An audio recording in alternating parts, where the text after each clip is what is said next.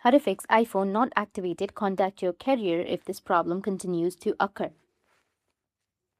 So if you want to fix iPhone not activated, contact your carrier if this problem continues to occur, then just watch this video. So first of all, what you have to do is make sure that you have turned on the cellular data. For this, you need to open up your settings. On your settings, you need to just simply go with your mobile section.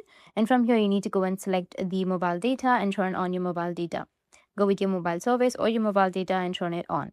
And after that, you have to make sure that you have a proper working SIM available, which may be a physical or eSIM. Make sure that it is also connected to your iPhone. And after that, you need to simply use your data connection to activate your phone. And after that, your problem might be fixed. You won't get this notification. Or if that doesn't work, then you can just simply turn off your mobile data and then use your Wi-Fi connection, which means you can simply connect to your iPhone to your Wi-Fi. And after that, you can solve this error. But for that, you need to make sure that your Wi-Fi is working properly. If not, then you can just simply go with your control center and then turn on the airplane mode for a few seconds and then again turn it off. Or you can also just restart your mobile device, and after restarting, your problem might be fixed.